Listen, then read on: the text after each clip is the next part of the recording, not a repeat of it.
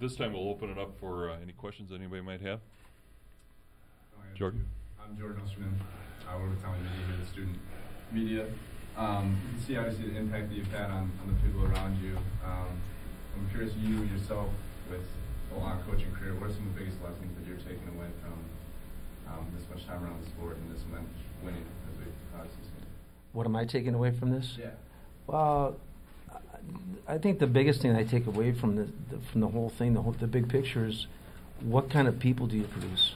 I mean, what kind of people come out of your program, and are they good citizens? Are they model people? And I think if you look at the St. Thomas hockey program, the best part of it all is when you see these guys in their professional fields and doing very, very well. They're successes in their own right. That's what it's all about. I mean, I think Division III athletics is the right formula. It's a student athlete.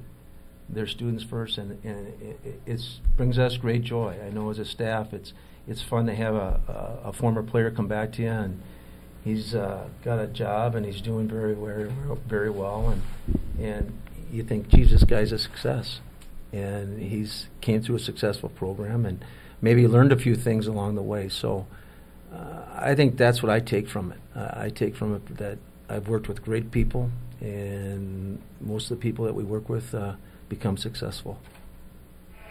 You guys have a great impact on that success. What are some of the things for sure, some of the core values that you like to instill, like rigor, honesty, being fair, things like that? What are some of the things that when players come into your program, you know you want to have them walk out with?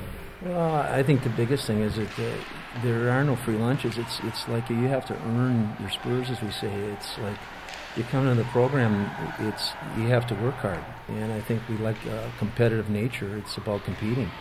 Do you want to compete and put your best foot forward? And I think we emphasize that every day. And we keep telling the players all the time that, hey, if you put your best foot forward and you compete at a high level, you have the ability to raise the level of play here.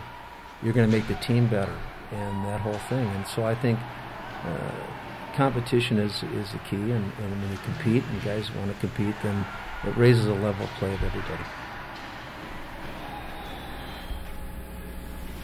How's your fantastic coaching career in the close here at St. Thomas? Is this it for hockey for you, or what do you have a plan there? Well, I don't think hockey will ever not be a part of my life.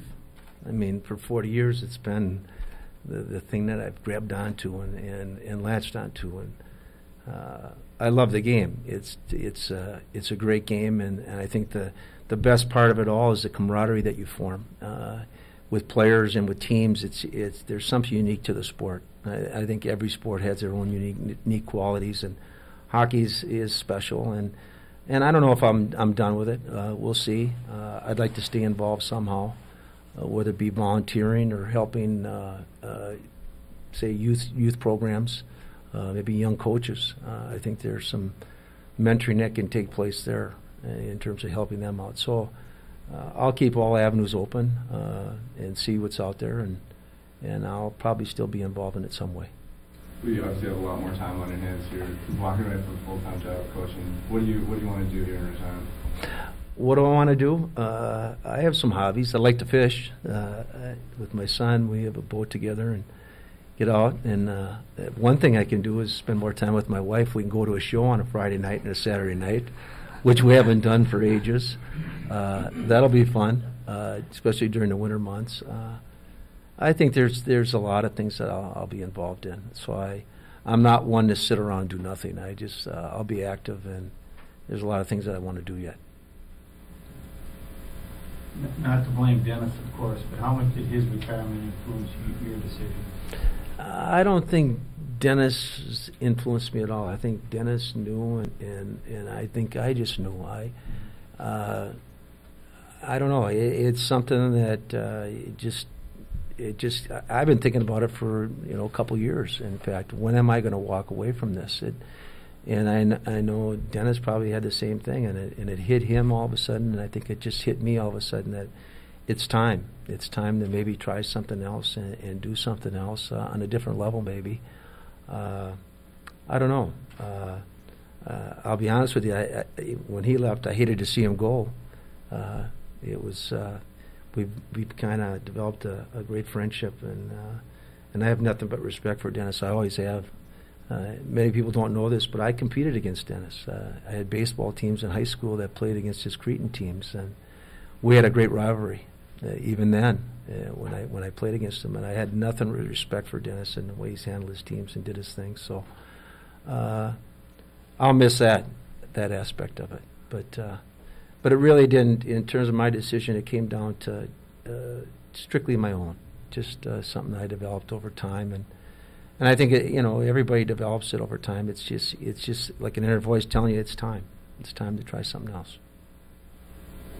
How has the game changed the most from your first year to now?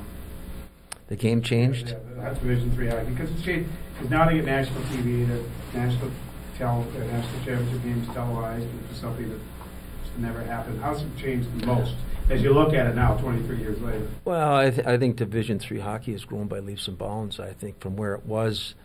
Coaching in this league, it used to be a point where, when I first got in it, that you could almost count your points up before the season started. Like, say, you can put these points in the bank. You get 2 points for a game because you knew that these games you were going to win. But the competition level of the game has increased so much that you can't take anything for granted anymore. The games are so competitive, and the league has gotten so much better. There's better coaching. There's better players. I think, for the most part, the level of the player's skill has developed immensely. It's because the sport is now a year-round sport. It's not just 5 months. Most of these guys do it year-round now.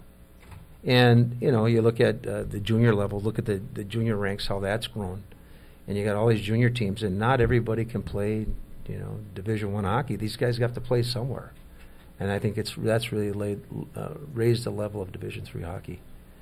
There aren't too many high school kids that can step in and play at this level right now.